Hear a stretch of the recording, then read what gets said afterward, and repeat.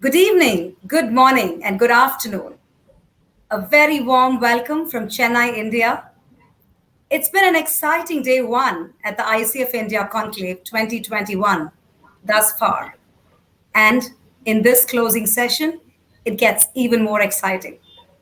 We are here today to witness a power talk of two illustrious speakers on the topic How Coaching Drives Business Excellence. Business excellence is achieved on the bedrock of organizations looking at every employee as an invaluable asset and resource. Professional coaching in business enables employees towards leading their self with purpose, leading teams, and ultimately leading the organization purposefully to drive sustainable growth. Let's listen to our speakers today, a globally acclaimed business leader and a globally acclaimed coach, on how employees' potential and leadership can be maximized in transforming and achieving business excellence. It gives me great pleasure to introduce our first speaker, Nitin Peranjpe, Chief Operating Officer, Unilever. Nitin is responsible for delivering results, the P&L results for Unilever globally. In delivering this, he concentrates on creating a faster and more responsive business focused on customers and channels in each market. He also focuses on leveraging synergies, building future capabilities, and accelerating the digitization of the organization. His most recent role was President, Foods and Refreshment, and before this, Nitin was President of Unilever's Home Care Division from 2013 until 2017. Nitin joined Unilever in 1987 and has held various roles across the company, including 5 years as CEO of HUL. Nitin holds a bachelor's degree in engineering and an MBA in marketing, and he is married with 2 children. That was the formal part of the bio.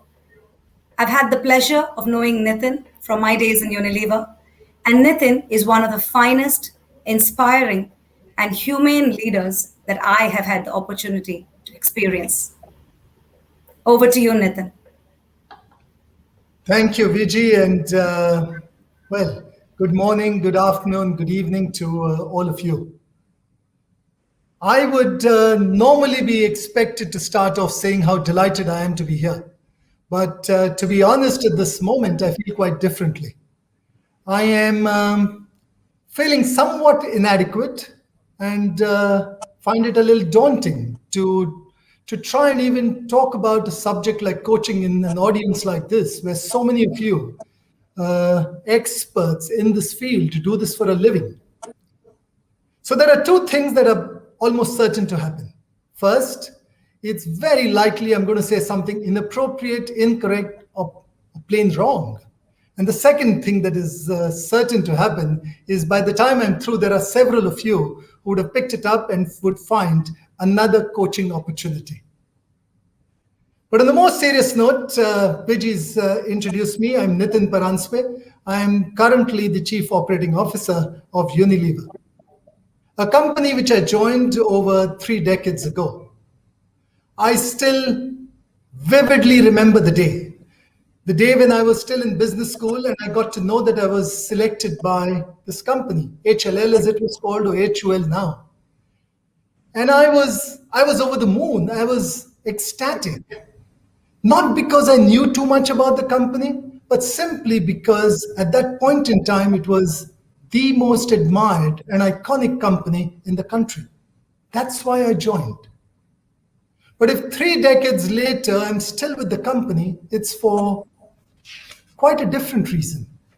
It's because of what this company stands for, its philosophy, its belief, its purpose. That's what's held me here. As a company, we have as a purpose a desire to make sustainable living commonplace.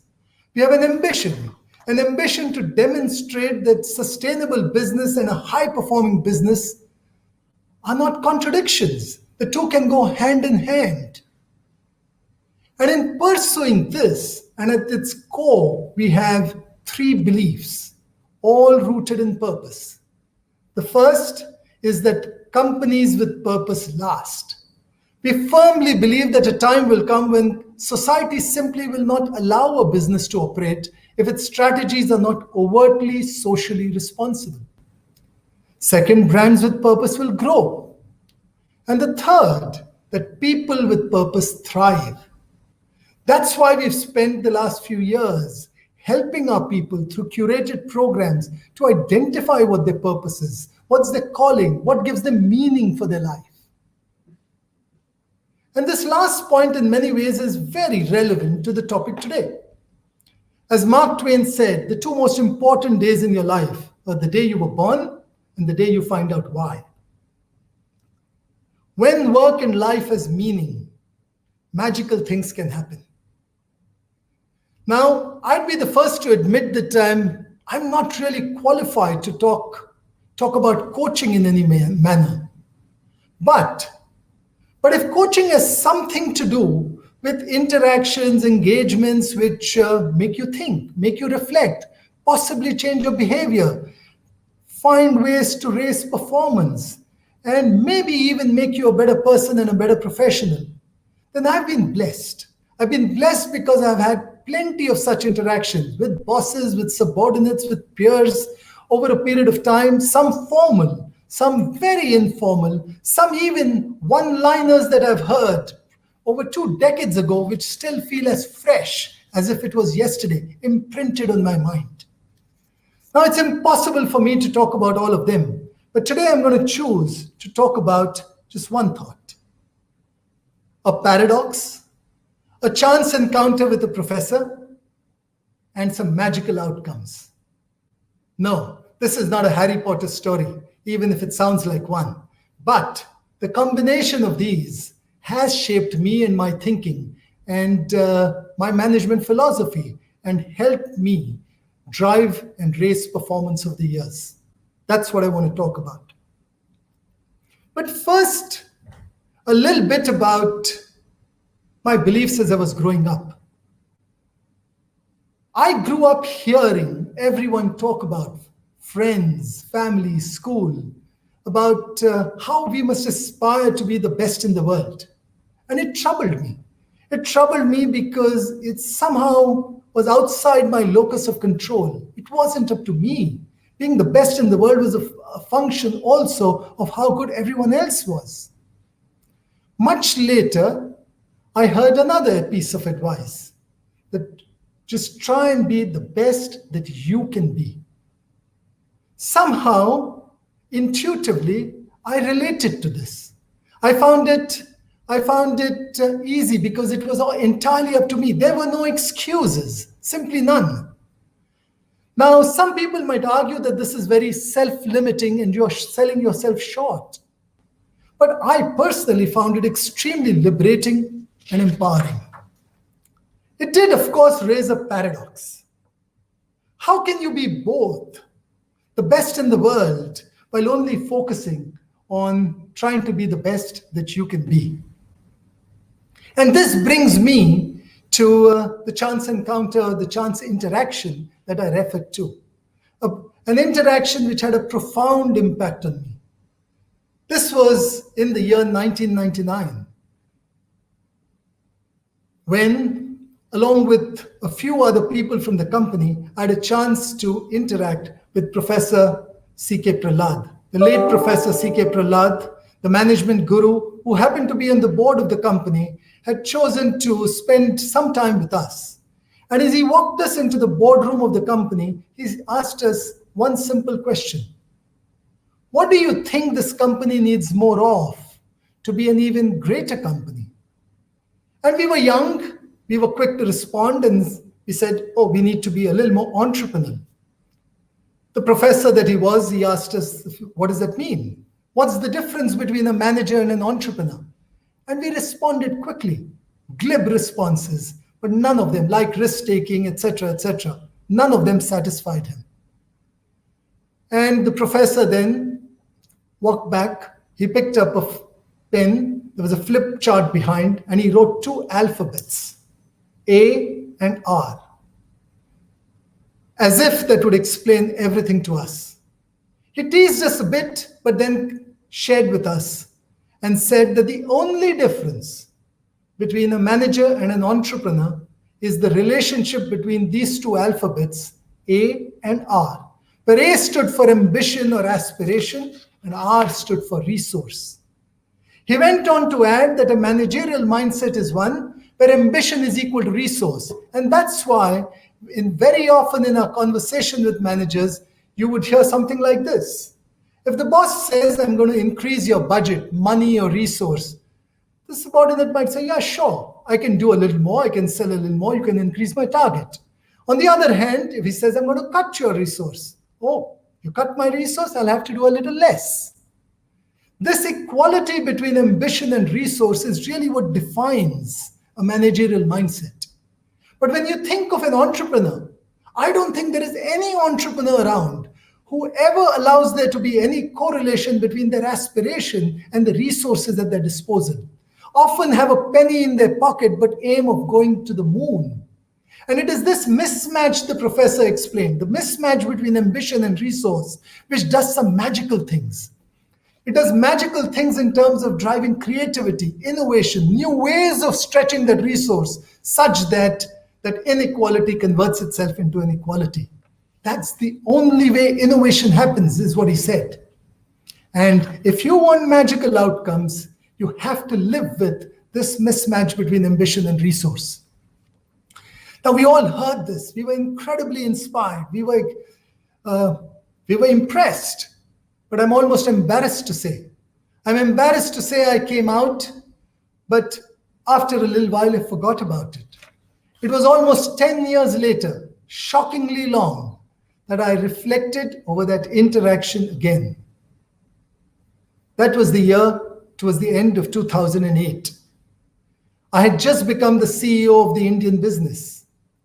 And that was probably the pinnacle of my professional success at that moment. I was, again, over the moon. And just as I was savoring that moment, my world came crashing down. My professional world came crashing down. There was a global financial crisis, and it was a nightmare. It was impossible to navigate the business. Growth was hard to get by. And everything that I'd known, I'd tried, nothing seemed to work. That's when, I don't know why, a bit of serendipity, I don't know what it was, but I was reminded of this interaction with Professor Prahlad. And I was reminded of what he said, that you need some audacious goal, a big mismatch between ambition and resource. And if you could do that, magic could happen. Now, frankly, it wasn't as if I believed in it. I had no evidence, but I'd exhausted every other option. So I said, I'm going to give that a chance. Let's see if it sounded good in theory. Does it actually work in practice? And that's when I decided, probably, let's see what can be a bold, audacious goal. Now, I'm going to talk of something specific, but the details don't really matter. We chose to work on expanding distribution, reach in the marketplace. If we had more points of sale, we thought we would grow our business. Now, we already had a wonderful distribution system, and yet we would be adding every year 20 to 25,000 new points of distribution in the country. That was great. The question was, what can be a stretch goal? Would it be 30,000, 40,000, 50,000? Might it even be as ridiculous as 100,000?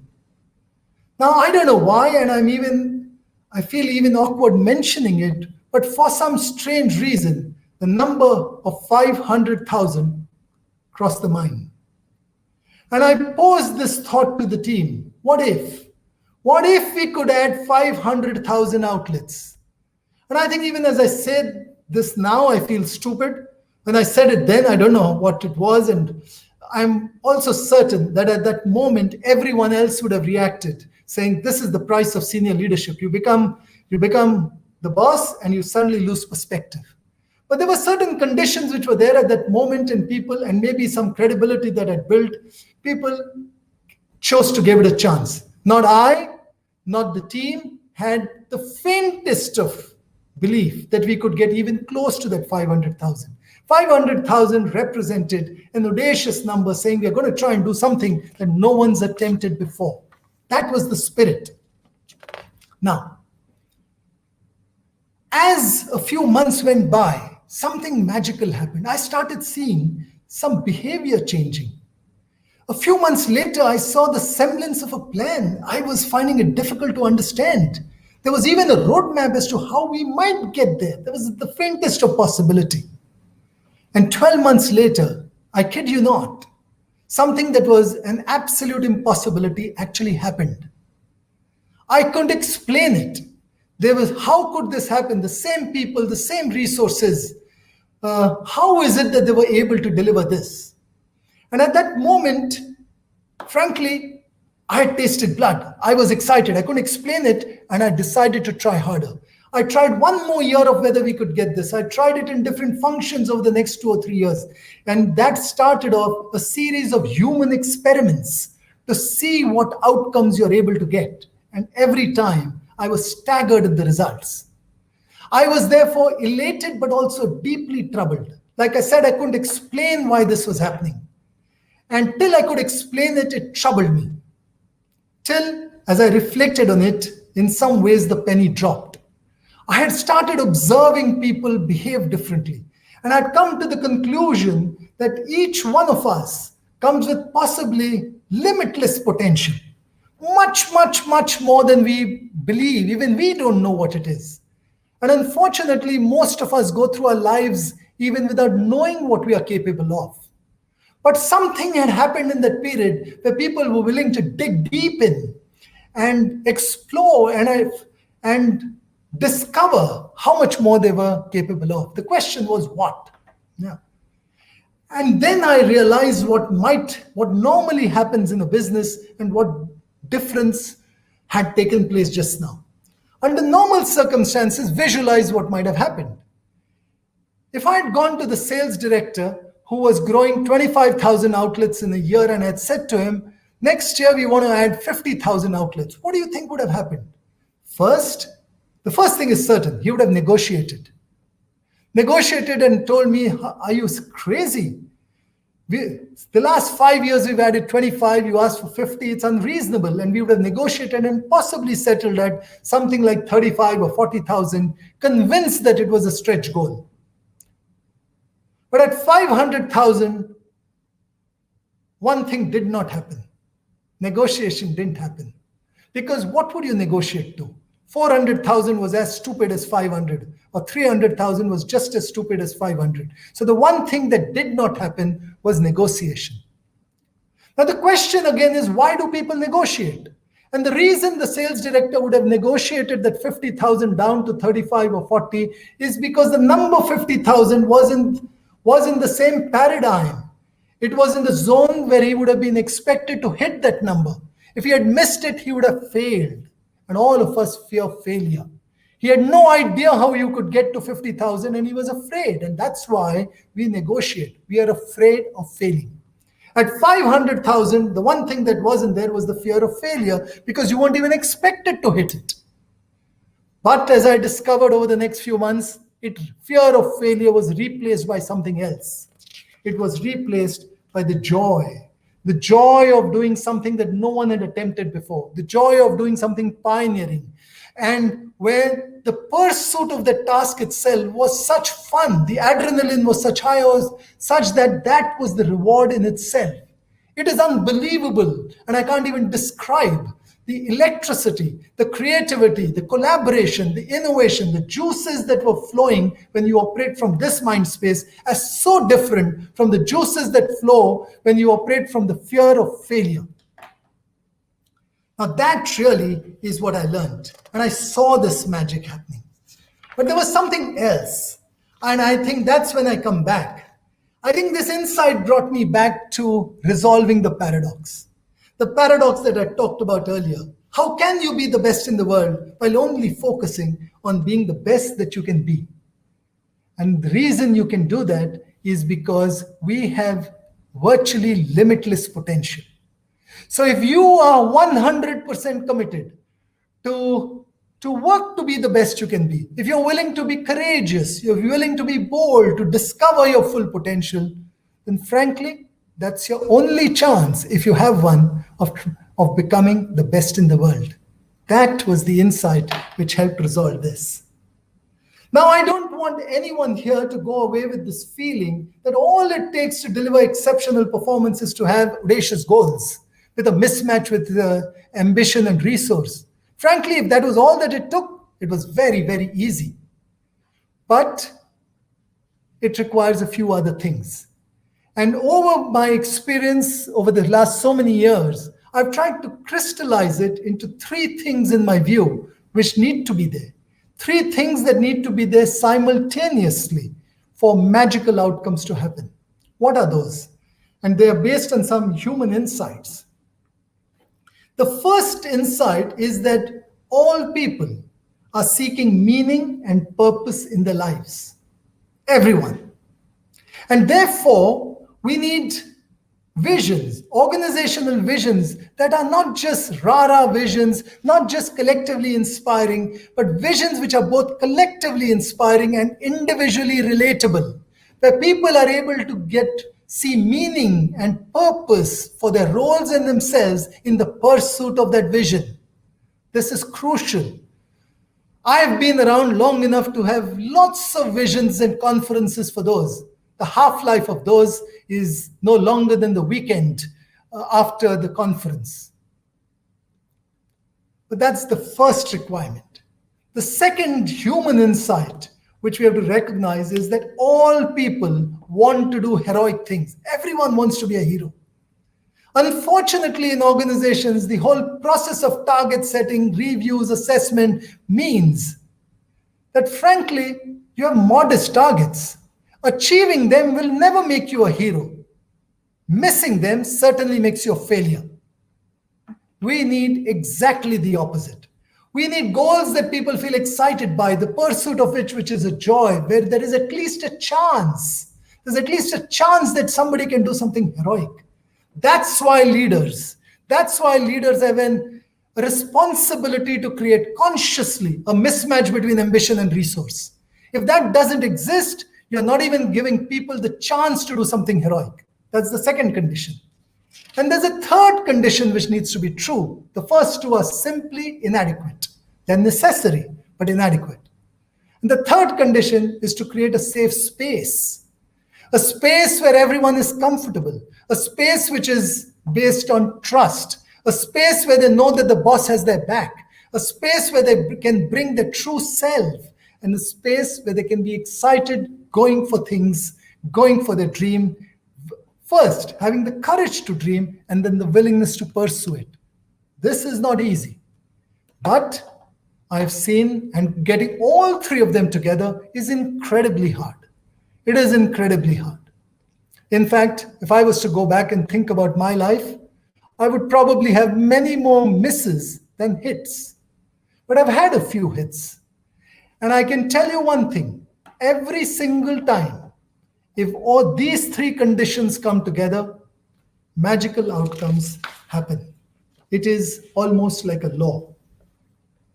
Getting these conditions, like I said, together is not easy.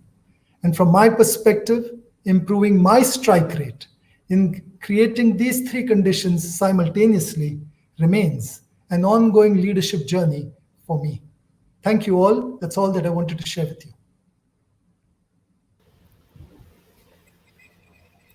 Nitin, I just want to do claps for you. I'm not sure whether it reaches the other side. You started off by saying this is not a subject that you would normally speak on, and you kind of said coaching. You had that gap and distance, but all you spoke about was entirely and fully about coaching, because in coaching the process is all about allowing for flowering and maximizing of potential. And you brought in the beautiful dimension of purpose and all of what you said. And I'm sitting here thinking, as coaches and through the coaching process, can we really create these kind of the magical coming together of these three conditions? And I think we just need to sit and think about it.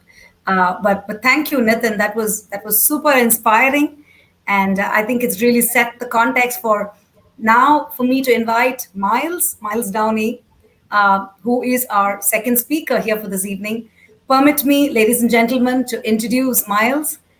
Miles Downey is an acknowledged authority on performance coaching and leadership. He's the author of 3 classics: Effective Modern Coaching, Effective Coaching, and Enabling Genius. One of the leading business performance coaches in England, in Europe, with global experience spanning 30 years. Miles has worked across the C suite in some of the most prestigious organizations across industries. In 1996, Miles established the School of Coaching, a highly respected provider of coach training in the UK and Europe. As a keynote speaker, Miles has spoken at BBC's conference for its top 400 executives, a McKinsey Global Partners Conference, and the ICF Global Conference at Malmo. Beyond these impressive credentials and career, Miles' generosity and willingness to share his wisdom and experience about coaching so effortlessly was what struck me when I first reached out to Miles as a stranger to invite him for this conclave. Listening to the vision of the conclave, he immediately said yes. And this ability, whether it was in a Nitin or a Miles, to just say, yes, I will come and contribute, is, I think, what really sets them apart. Miles, eagerly awaiting your power talk on this topic.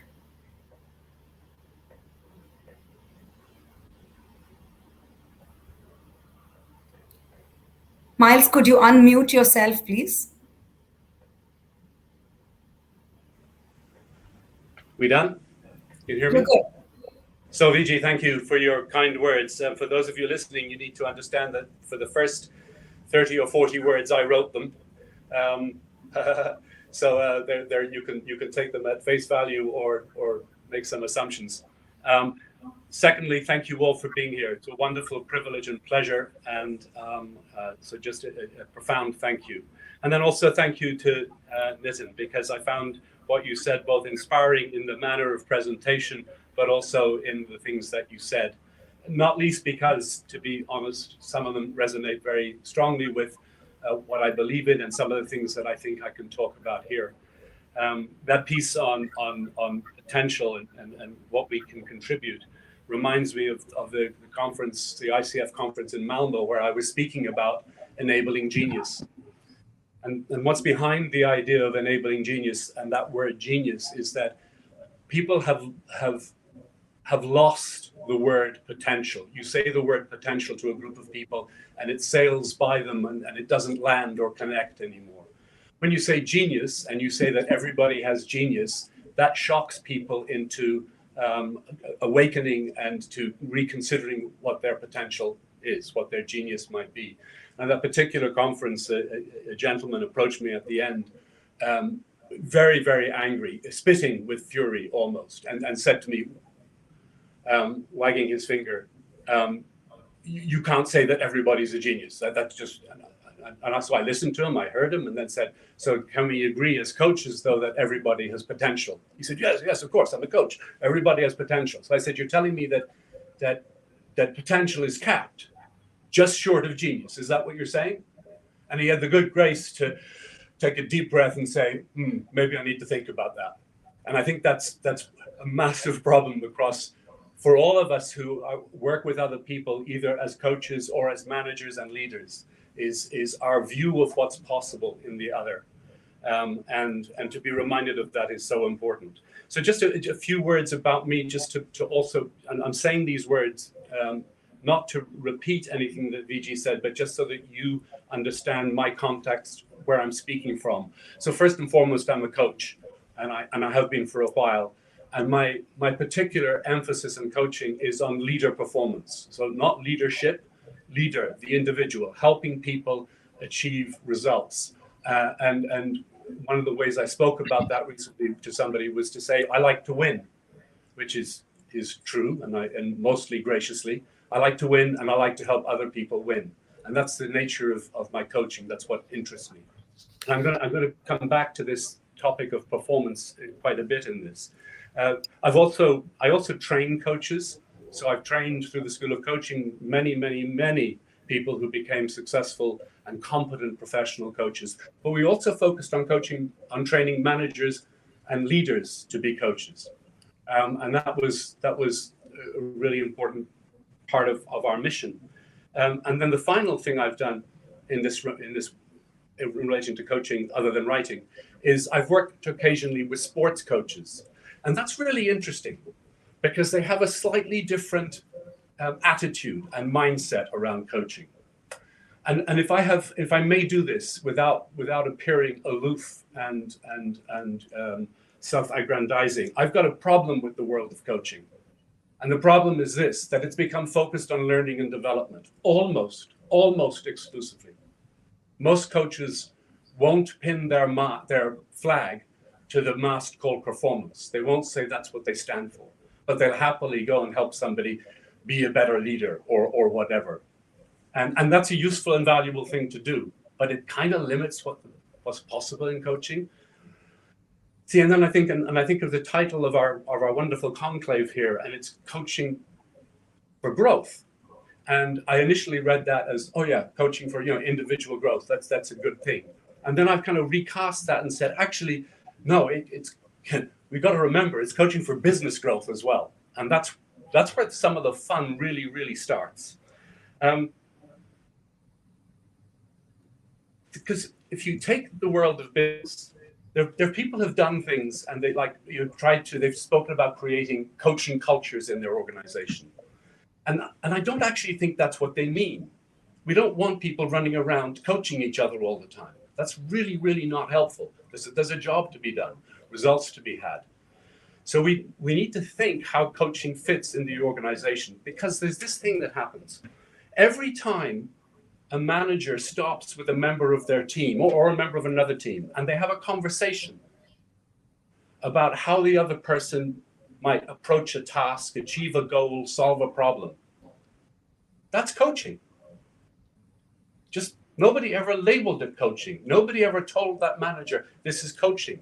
Nobody ever trained that manager to do that really well. They're spending a third of their time doing it, probably more, and yet nobody trained them to do it well. They just kind of, you're supposed to roll out of bed in the morning and do that well. Nonsense. You need to be trained to do it. And we're at a time in our professional lives and in the organizations in which we work and the context around that, where the world has gone frankly mad.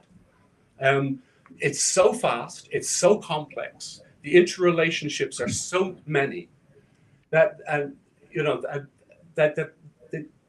we can't manage like we used to. So we know people need to change their ways of working. We hear people talk about people being more agile. You can't change the way people work without changing the way they're managed and led.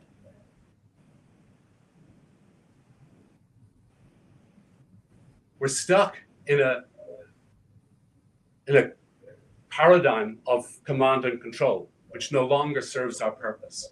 But back to my manager standing on the shop floor or the call center, and somebody comes and asks them a question, and what they don't realize is coaching. What that hides is two things. One, there's a tremendous loss of potential, of performance, when that person doesn't do that job well, when he simply tells that person what he thinks they should do or she thinks they should do. And the other is, we've not realized that across our organizations, we've got a resource that's completely untapped. All of those managers, if they had even a modicum of coach training and a mindset that was, corresponded with some of the things Nitin was saying, we'd have coaches for every person who's in work across the globe. That's enormous. That's simply enormous. So I want to bring this into something that's kind of practical. And what I'm going to have to do, which is really disappointing, is go to some slides for a minute. And it's disappointing, one, because we lose a little bit of dynamism, and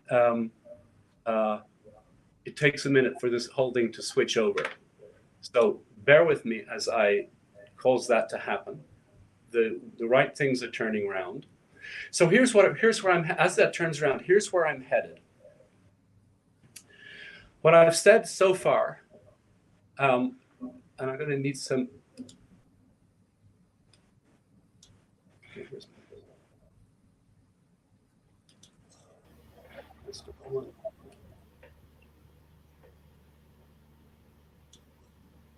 Sorry, wrong document. My presentation seems to have disappeared. Miles, your presentation is there. Could you just go full screen? It's we can see part of your, yeah.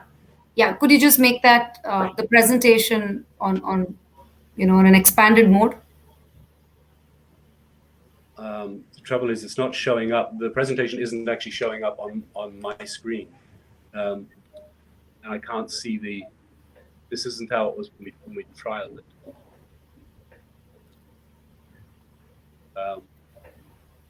What a pain. Can you tell me where the full screen? Yeah. Your cursor is somewhere close by, so.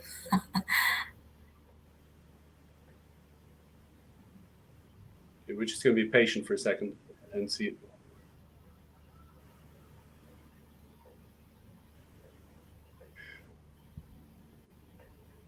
It doesn't seem to want to play. You want to give it another shot? Just close it and then try again. Okay, I'm going to turn back to speaking, and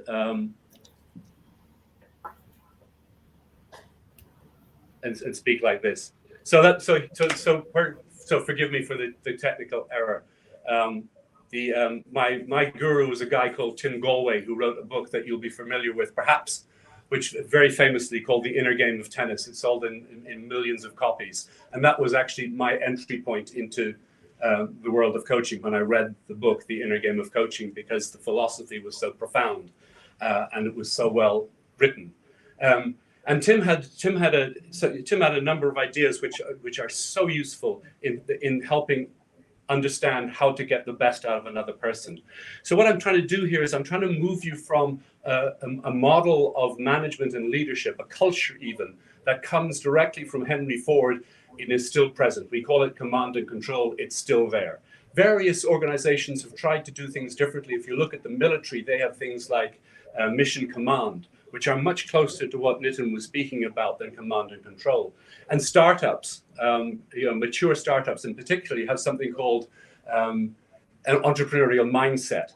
And they're all about how you harness the capabilities of people working in an organization for the benefit of that individual and the benefit of the organization, and doing it on a much faster, much more humane way of doing it. And I've kind of christened that, so from command and control to align and enable. And align means an alignment of the individual to the organization, and enable is that skill set that allows the manager to help that person perform to their best. And in order, the subset of align and enable is threefold. We have at the top, if you can imagine, my slide would have had a circle at the top that says lead. So that's one part of the model. The second is manage, the third circle on my presentation that you can't see. The second, and the third is coach. So lead, manage, and coach are the critical elements of a manager or leader's skill as they relate to other people. And lead is about why. Manage is about what, and coach is about how.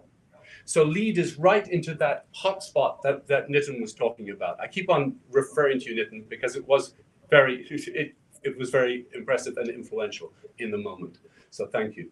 And what that's about, it's about making sure as the leader or manager that the person that you are, your team member, understands the why of the organization. They understand the purpose, they understand the vision, they understand the context in which things are happening, and that is meaningful for them. So that's one level of alignment, that what I'm looking for in my participation in work is met by what's happening in the organization. So why is purpose, is vision, is context. And then that drops out then into my managed circle, what? Because I need to agree with my team members as a leader or manager what it is they're going to do. So it's the goals they have, the tasks they have, the projects they have. It's the material things that they're expected to produce in the organization, and they need to be able to see a connection between what they're doing and why it's important. That connection needs to be clear. That's more of the alignment. And then the third part is the how. So once the person knows why something is important, and knows exactly what it is. And just take for a second the idea, most people in most organizations do not have a really good idea about what their goals are or what's expected for them, what the standards are. They kind of get by, and they certainly don't have much of an idea of how what they're doing makes a contribution to the greater picture. But if you I've been working in a startup for a while, and one of the things we're doing that's so important is we walk around the kind of the shop floor and we check in with people. And one of the questions we ask is, what are you doing? And how does that contribute to the current primary business objective? And if people can't answer, we help them think it through and advise and guide. And of course, that produces a motivation and an energy. So we've got why, we've got what, and then we're into the bit where the magic happens, the how, the coaching. And the coaching then is about having those things, those parameters being understood, why and what. Then the conversation becomes about the how, and it's a different kind of a conversation. You see, the origins, the authority that delivers the why is the senior leaders in the organization. That's where that comes from.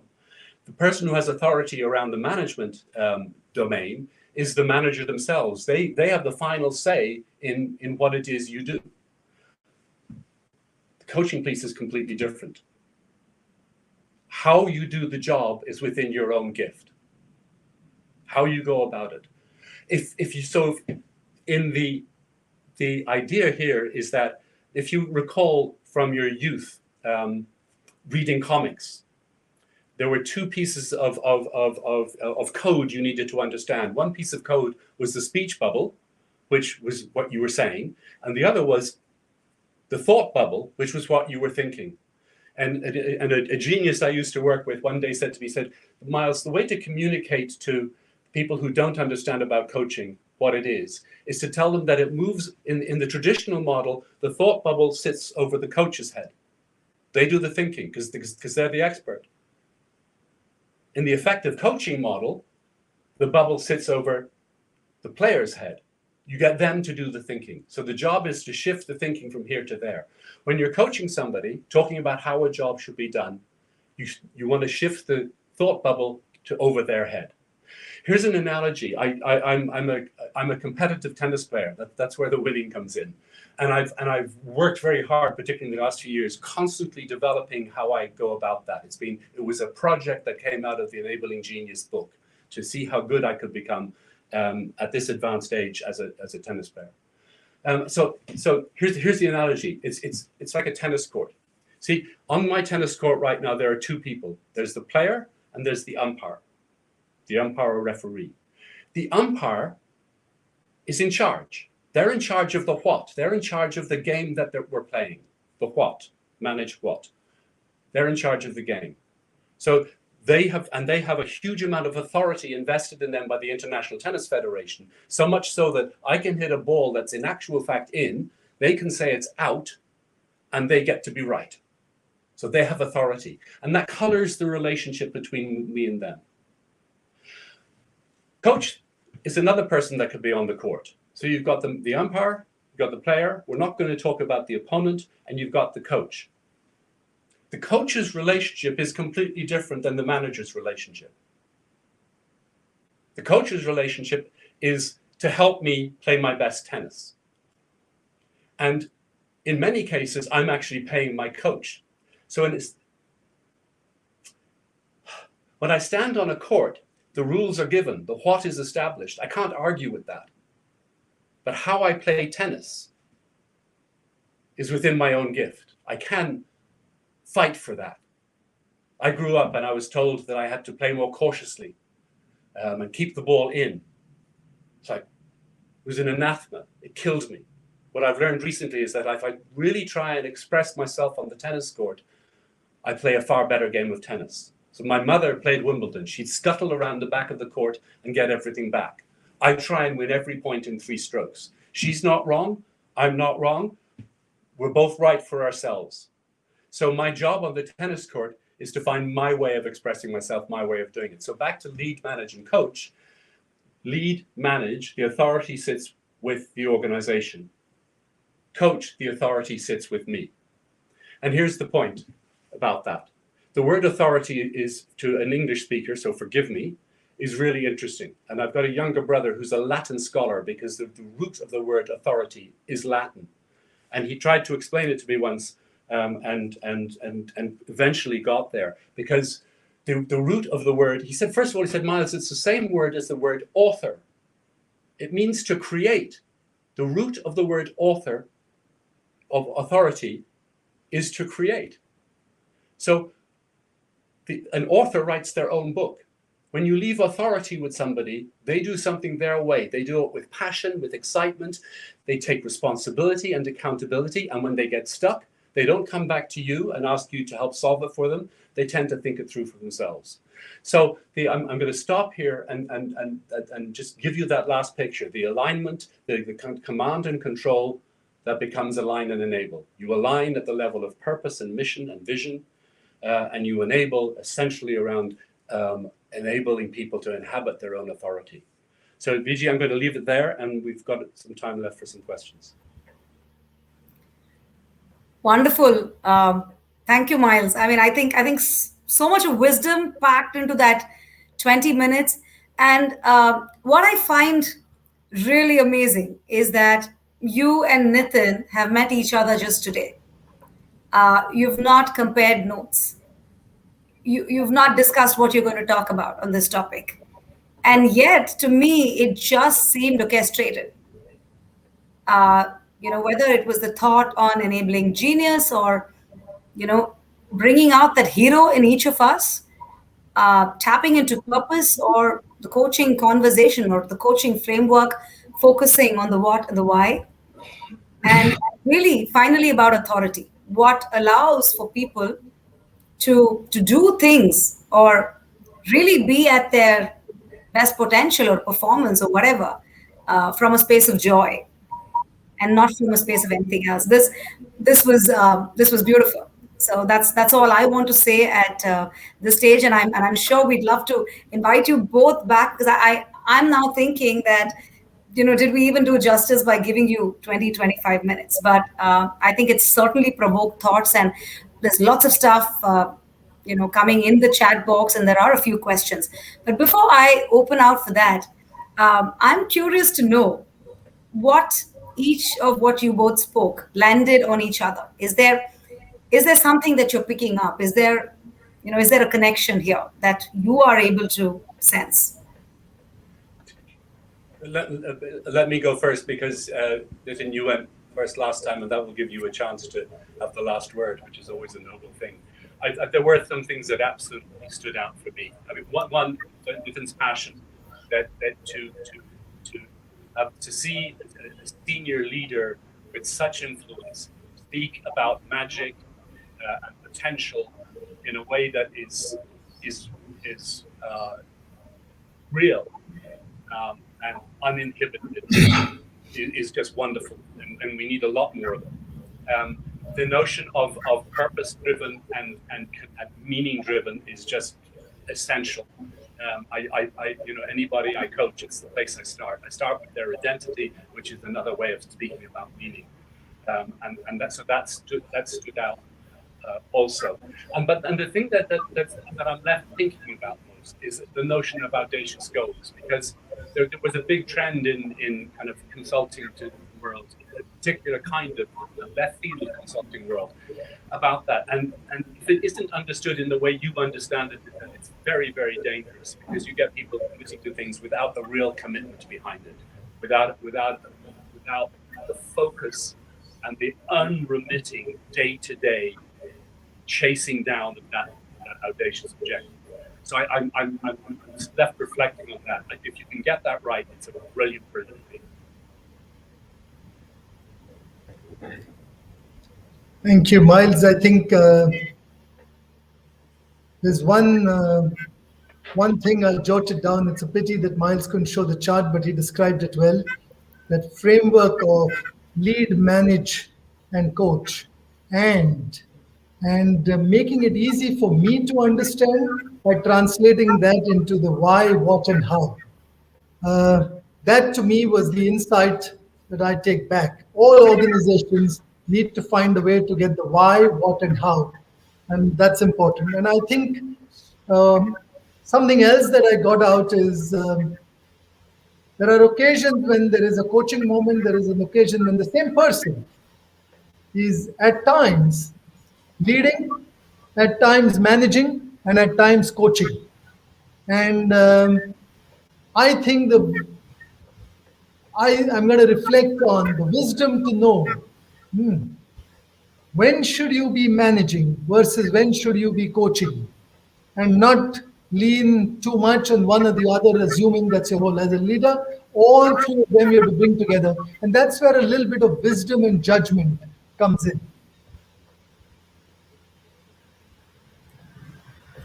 Thank you. Thank you both for, I think, bringing that. And absolutely, I think we yesterday spoke about coaching not necessarily being, just a profession or, Sorry, if I could add one more thing, Viji.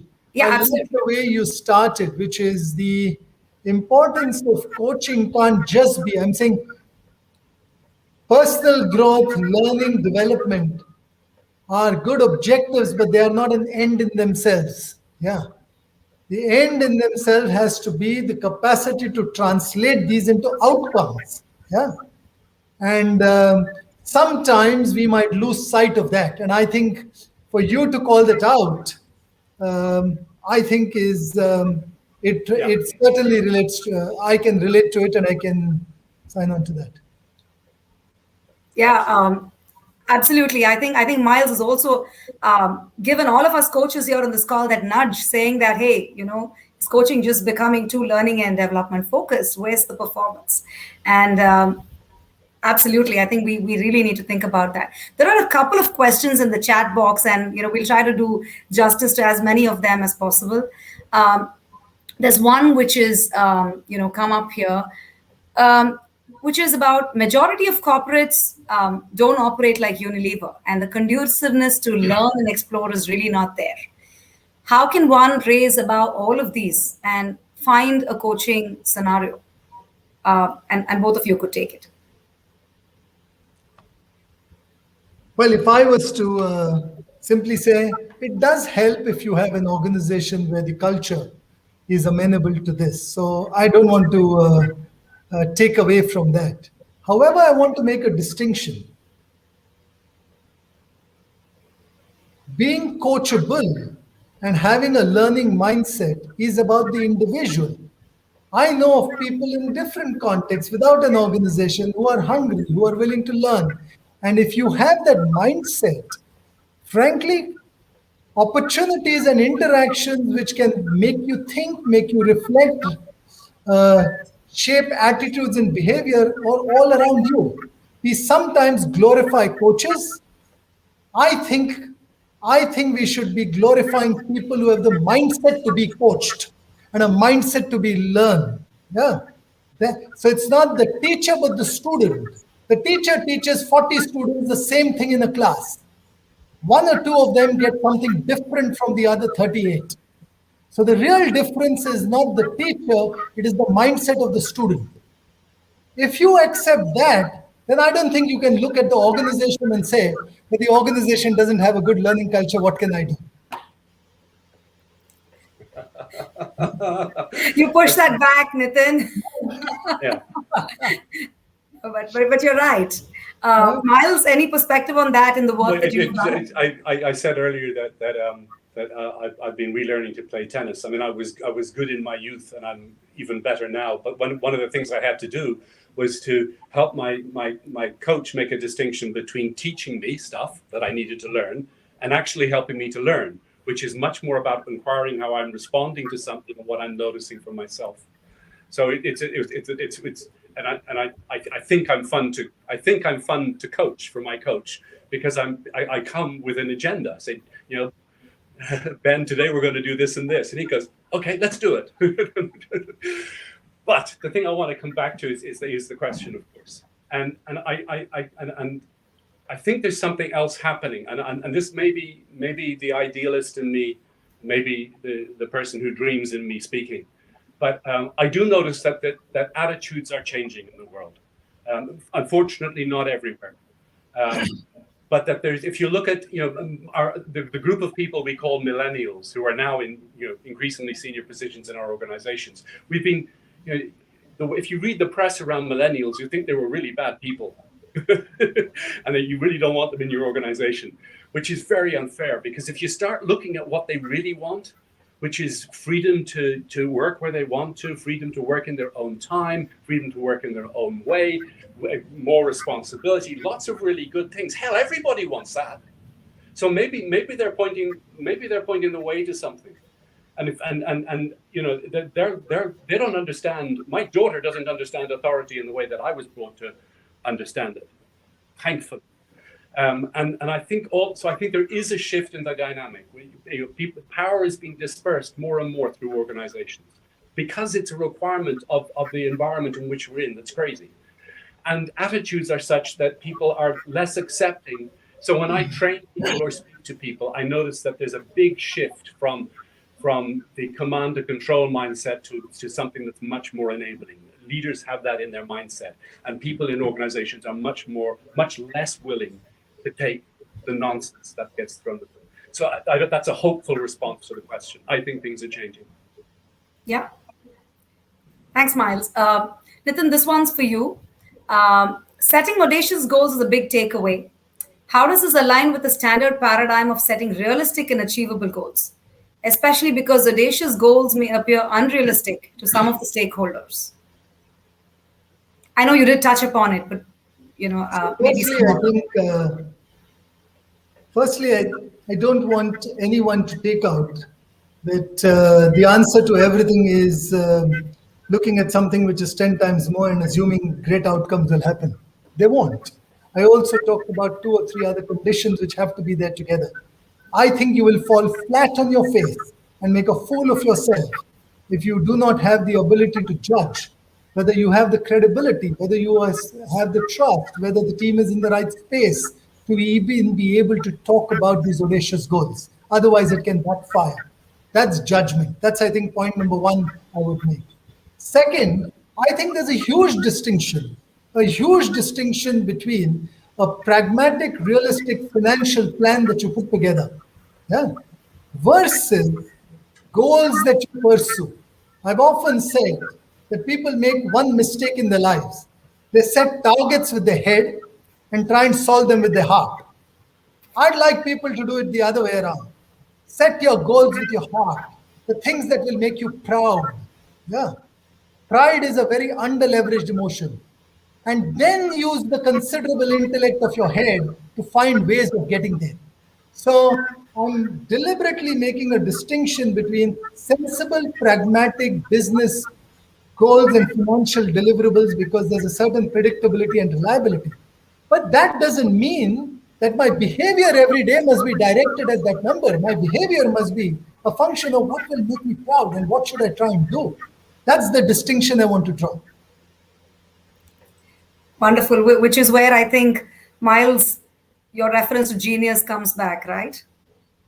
Yeah, and what I'm struck is kind of the two-handedness of this. My optimistic way of thinking, which is what I promote and work for, and then we can't forget that still to a large degree, that many of the societal institutions that surround us, education, schooling, many businesses, they're all just religions. A large part of those things are designed to create compliance. So realistic goals are just another expression of a compliant society. It's like, we can't have that be too big, because that would be dangerous. And your manager, if I sanction that and you fail, well, then that will look bad on me. So in a compliant society, and we are all complicit in our compliance. There are some mindset things we need to break through. Sure. One last question. I think we do have time for one more. This is by Janmejay Singh. This is a good one. Is it fair to say millennials, Gen X and Z, okay, let me say Gen Z, will do better under a coach than under a leader manager? Your expert opinion, please. I mean, I'm not going to move away from the flag that I've pinned my colors to, which is the master in my culture, which is that it is. Here's the thing: if you why, what, and how, if you don't know why your role is important, if you don't know what it is that's expected from you, and if you don't know how you're going to approach it, there's an Irish word that describes your condition, which I'm not going to use in polite society. You're in deep trouble. You're failing. So Galway had that notion, which was performance is equal to potential minus interference. Your performance is equal to your potential minus your interference. Interference is fear and doubt, mostly. If I don't know why, if I don't know what, if I don't know how, I am going to fail. If I have real clarity about the why, and a real strong connection, if I have real clarity about what, and I know how I'm going to go with my task. Here's the thing. You may have heard of the notion of flow, that mental state in which people perform to their best. A guy called Csikszentmihalyi, a professor of psychology, University of Chicago, identified some conditions for flow. And if you look at them very closely, and if you look at why, what, and how, you'll find that knowing those three things covers off most of the conditions for flow. So the beauty of those three things is that by having them be clear with your team member, what you've done is you've created the conditions for high performance to a large degree. Yeah. Nitin? If I was to give a simple answer, I would say, yes, I feel that Gen Z is likely to be one which will never take kindly to the old command and control approach. I think organizations of today and tomorrow all will have to change away from that as more and more people come in. But it's not just about the new people coming into the organization. It is the context of the world that we find ourselves in. A world which is more uncertain, a world which is more volatile, a world which is more ambiguous, simply not suited for a command and control style which was absolutely perfect for 50 years ago. But it's not about right and wrong. The model was right at a point in time. It is wrong today.